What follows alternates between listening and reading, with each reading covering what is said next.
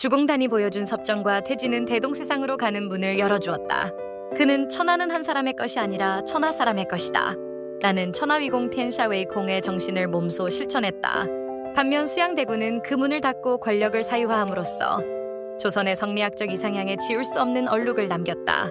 수신제가 지국평천하. 이 8글자는 단순한 도덕적 수양이 아니다. 집안의 질서종법과 바로 서지 않으면 나라와 천하의 평화는 올 수 없다는 엄중한 경고다. 우리는 수양대군의 치적보다 사육신의 절개를, 세조의 위엄보다 단종의 슬픔을 더 깊이 기억한다.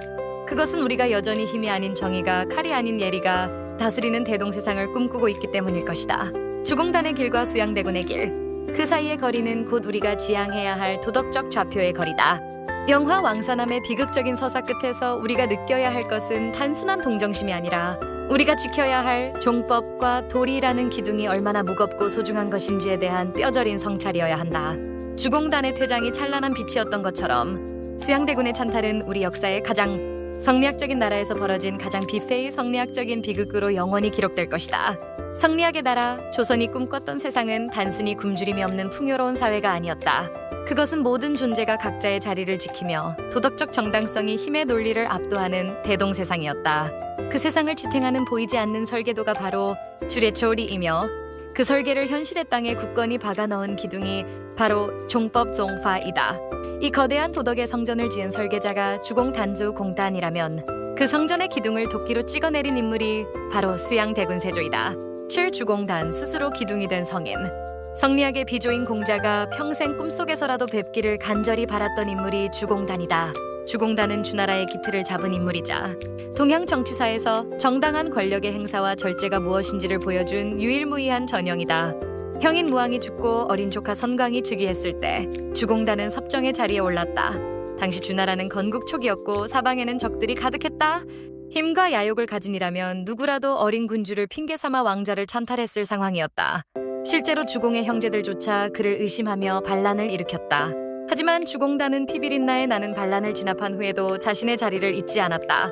그는 선광이 성인이 되자마자 지체 없이 권력을 내려놓고 신하의 본분으로 돌아갔다.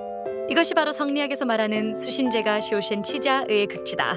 자신의 욕망을 이겨내고 극기, 집안의 서열과 질서종법을 지켜냄으로써 나라의 법도치국을 바로 세운 것이다. 주공단이 있었기에 종법은 단순한 혈연의 서약이 아니라 천하의 공도 공다어가 되었다. 수양대군 기둥을 꺾어 왕좌를 만들다.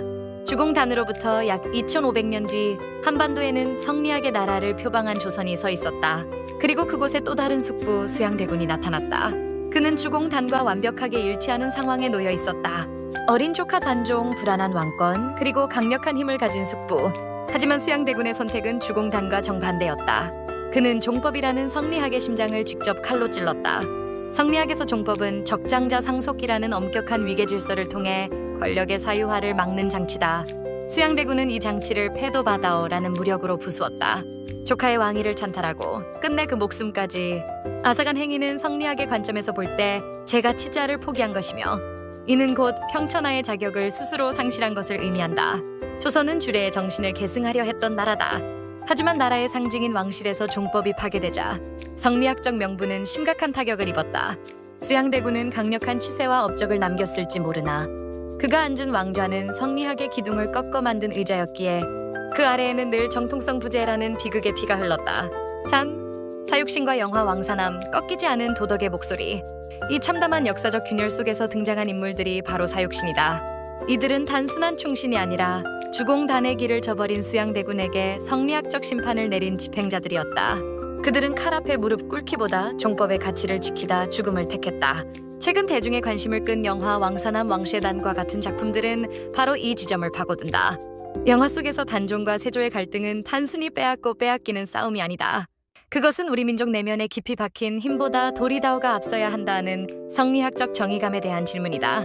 세조는 총칼로 정적을 죽였지만 사육신과 사관들이 남긴 말기록은 500년 동안 세조를 심판했다.